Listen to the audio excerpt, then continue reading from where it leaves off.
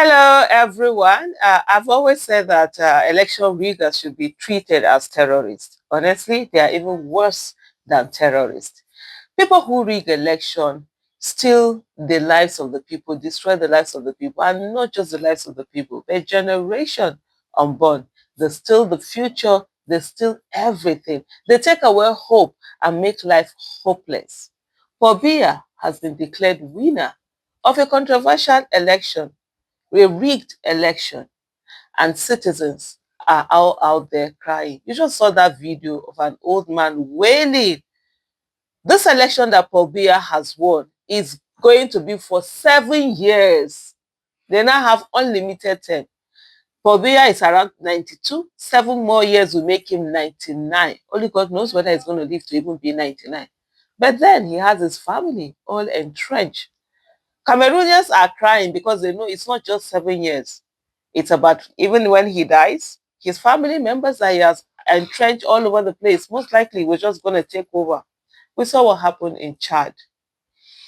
And the people are tired. The citizens of Cameroon came out loud and clear and said they don't want Paul Biya anymore. But you know what was even most disgusting of all of this thing?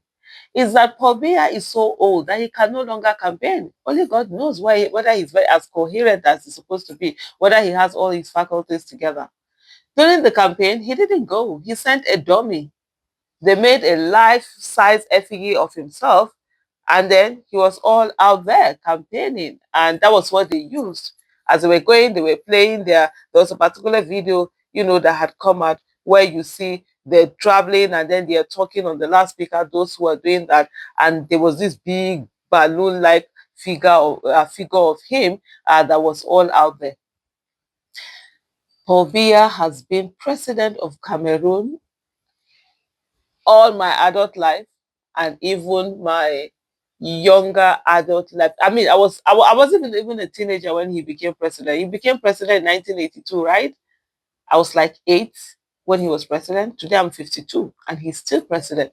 Most people, like, you learn the presidents of other countries when you're in primary school. We all know Paul Biya, and it has been Paul Biya, and the country isn't faring well. It's not as if, okay, if magically he has transformed the country into this amazing, beautiful place so that citizens don't really feel anything. They're like, oh, okay, at least they're getting good governance. It wouldn't matter. No, he has not been able to provide good governance for them. And there has been war that has been going on for a very long time. And of course, these people, they use divide and rule. Some people will say, oh, there are countries where they have monarchy and people stay all their lives. But that's understandable. It's a monarchy. And most of these leaders who that monarchy, what they do, they take the country as their own and they treat it very well and they give people good governance, and the people don't really feel anything. They don't really care, because at the end of the day, life is good for everyone. But when you have a situation where somewhere it's supposed to be a democracy, where it's about the choice of the people, and you take away that choice from the people, it then becomes a problem. But for me, the thing is, what are the lessons for us? Like I've always said, INEC is not the problem. The people in INEC are the problem.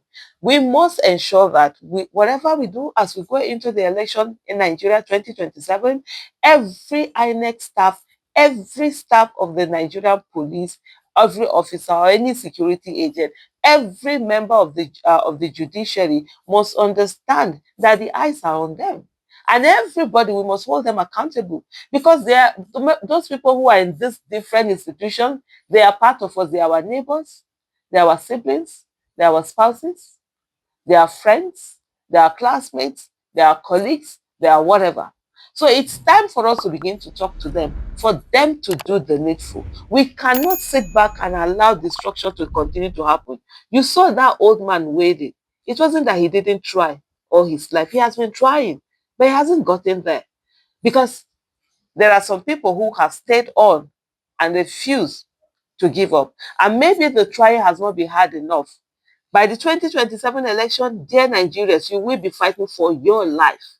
Nigerians will be fighting for our life, because another 4 years of disaster is not something that you can accommodate. It takes 4 years and 4 years and 4 years. In the case of Cameroon, 7 years and 7 years and 7 years before you know what's happening. You're going from a teenager to an old person who doesn't even know whether you're going to live to see the next election. So we can't afford to not begin to put eye and ensure that the right thing is done. The vote of the people must count. Whoever the people decide to vote for, let it be. If they decide to vote for disaster, so be it. If they decide to vote for good, so be it. Whatever it is, let it be. And that's what we must all insist on. That's what democracy is all about. If you take away the mandate of the people, what have you given them left? You've taken out everything. There is no hope. There is nothing. And right now, people are suffering. And don't think that God will come and solve this problem for you. Because I see a lot of Nigerians who are, oh, we know God. We know God will do something. God will do something. God is not going to do anything because God has given you the capacity to do something. The only thing that God does things on, miracles happen. I believe in miracles. The miracles are the miracles on which God has not given you capacity to do anything. When you've done all your bit and it's left there, that's when God does his own. But not when you abdicate your responsibility. Because so many people just feel, oh, we are praying, oh, this. And then there are other people, and a good number of us are that way, very selfish, and we think, oh, as long as everything is okay for me, let me just say my prayers and get everything to be okay for me. No matter how much everything is okay for you, as long as it's not okay for everybody, it's really not okay for you. You bought a beautiful car, you're going on, and then what? The car gets spoiled. The other day I saw Tenny Billionaire, right? The musician. She had this car and she stopped the car and she was saying, that there was a G-Wagon that was spoiled by the road, and that they opened it. I think sort of like maybe a mechanic or something, they were trying to work on it. She had to stop to say, G-Wagon, that's how it is. No matter how expensive your car is, you're going to drive on the same road that have potholes. So you're not okay.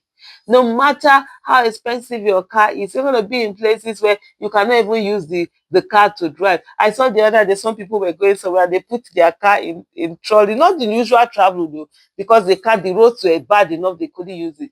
So we're all the same thing. We're all suffering. And if we do not want to suffer, what we then need to do is to ensure that we vote in the right people into office and that our mandate count.